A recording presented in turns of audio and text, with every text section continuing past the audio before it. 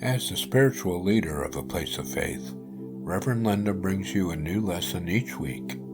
Join us today as we share the path of spiritual enlightenment and evolution of consciousness with you. Our intention is to share content with you that encourages interest and expands the horizons of your journey.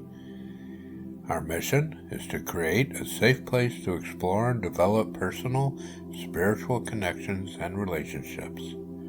Our vision is the joyous, loving acceptance of all people as an expression of divine spirit in the evolution of consciousness to oneness. All are welcome here. Hi, good morning. Thank you so much for joining us here at A Place of Faith. Once again, we have the honor of being in the sanctuary at Unity Church of El Cajon, California. Today, our message is making room for blessings. But before we get to that, let's start with prayer. I invite you to take a breath with me, close your eyes if that's comfortable, and turn within. God, we rejoice in this opportunity to learn together, to grow together, to share the words in our heart and grow the thoughts in our mind to include all that you would have us know, all that you would have us be. And so it is. Amen. Thank you. Okay, making room for blessings. That sounds like common sense, doesn't it? I'll give you an example and then we'll go a little bit deeper. If you went out and bought a new couch, before you bought the couch, you'd want to make sure that you had the payment plan figured out, you had the measurements, you might take the old couch out, so now you have room for your new couch. Common sense, right? But we don't always think to do that when we're accepting, expecting, creating the blessings that we want to see in our life. For example, I may want healing. I may have a condition that I am praying for healing. I'm doing everything right. I'm seeing myself whole and healthy. I am trusting that God is the divine healer, that this disease is not a part of me. I'm all set, right? No, not if I haven't made room for the blessing of healing. What that looks like is looking at my attachment to the condition that I want healed. Perhaps I'm asking for healing with one hand, but on the other hand, I'm using whatever my condition is for betterment of my life. For example, because of said condition, I am not expected to do things I don't want to do.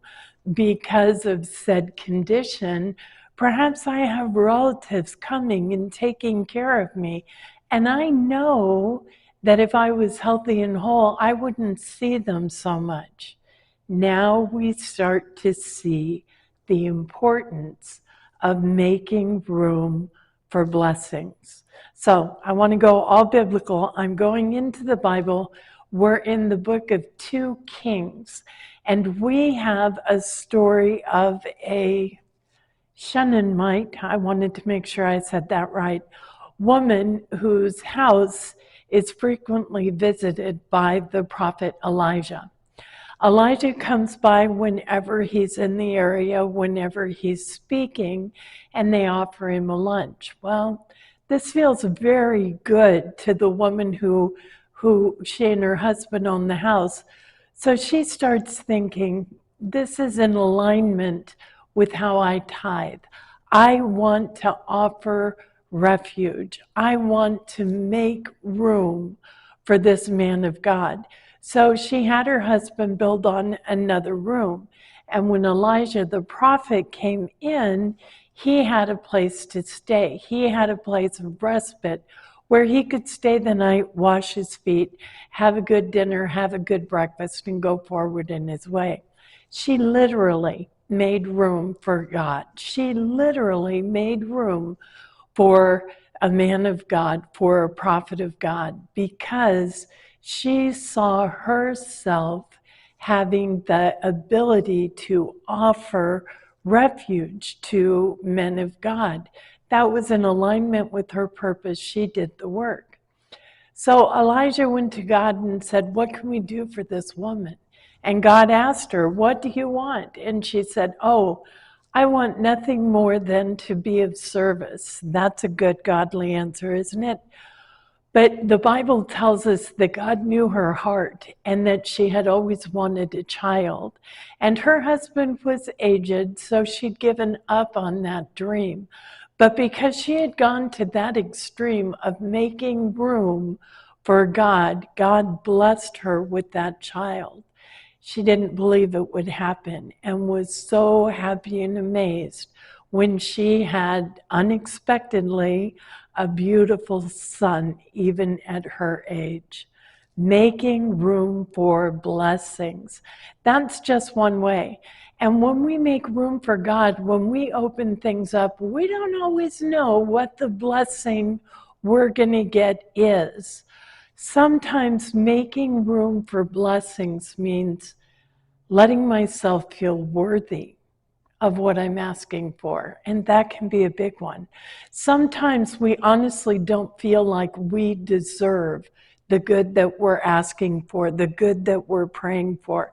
We feel like, we did something or said something, or, maybe we're praying for an increase in prosperity, but we're still mad at ourselves for squandering the money that we had.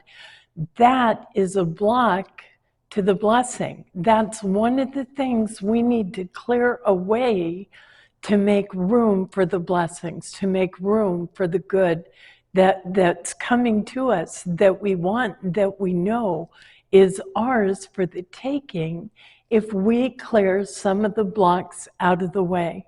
So I found a methodology, and I'm going to go to my notes. For the official way to make room for your blessings, okay? We're going to get all official. So the first one is to acknowledge small blessings. Be grateful for what you have and look at everything in your life through an eye of gratitude, through an eye of giving thanks to God.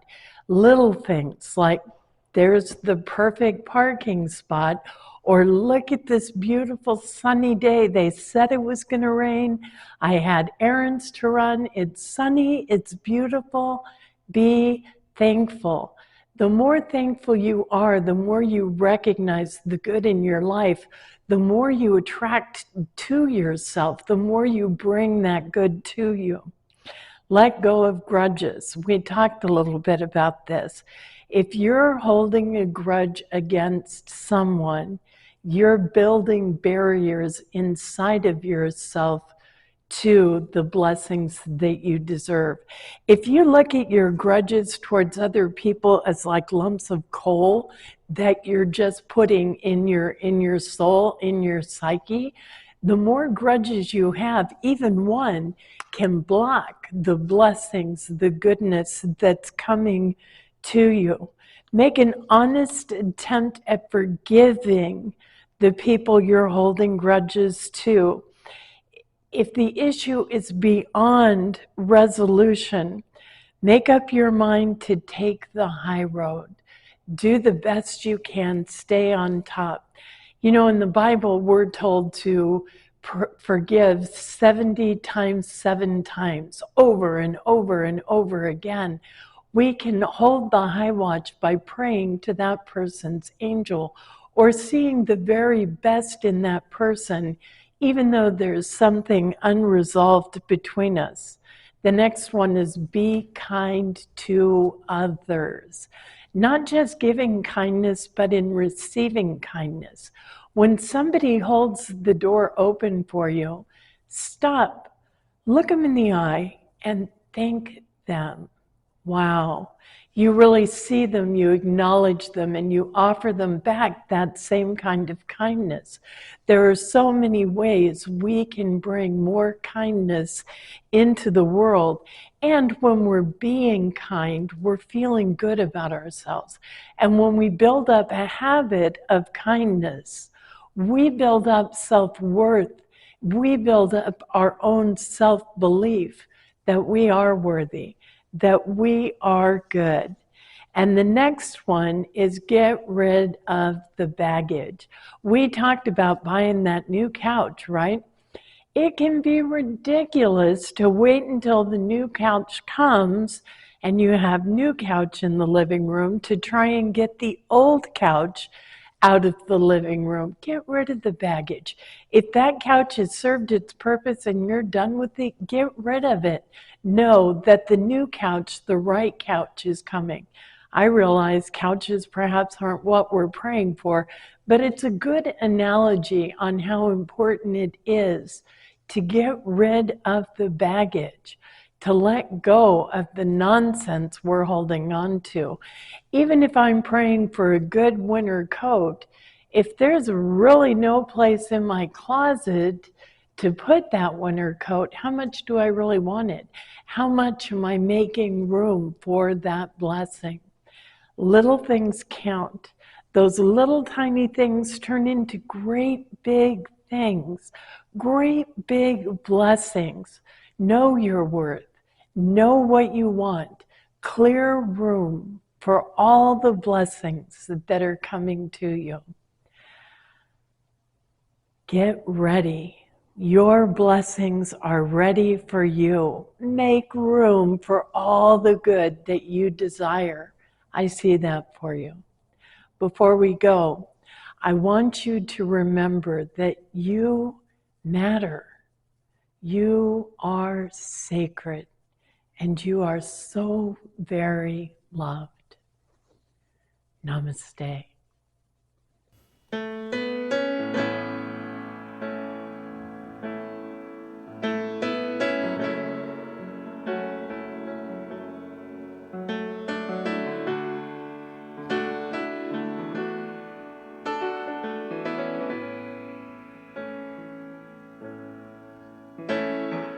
A lot of us grew up believing at any moment we could lose it all. At the drop of a hat, God might turn his back and move on. A lot of us feel like we blew it, thinking that we're just too far gone. But I want you to know that there's still hope for you now. And no matter what you've done, you can't erase his love. Nothing can change it. You're not separated, no matter what. There's never been a better time to get honest. Never been a better time to get clean. So come as you are, run to the cross and be free. No matter what you've done, you can't erase his love. Nothing can change it. You're not separated, no matter where you run. He's always holding on. You're still a daughter, you're still a son, no matter what. You're still a daughter, you're still a son, no matter what.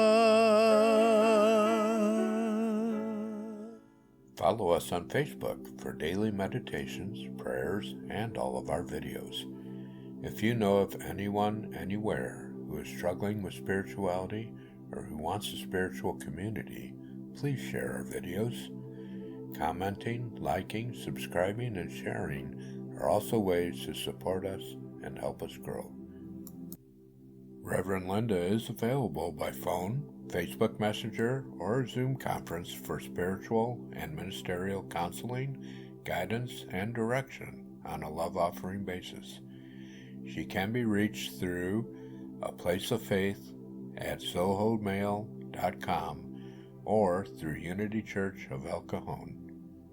A Place of Faith is sponsored by Unity Church of El Cajon at 311 Highland Avenue, El Cajon, California, 92020.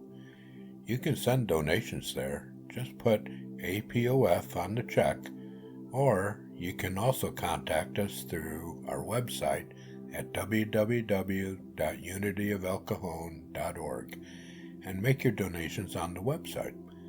Thank you for your support.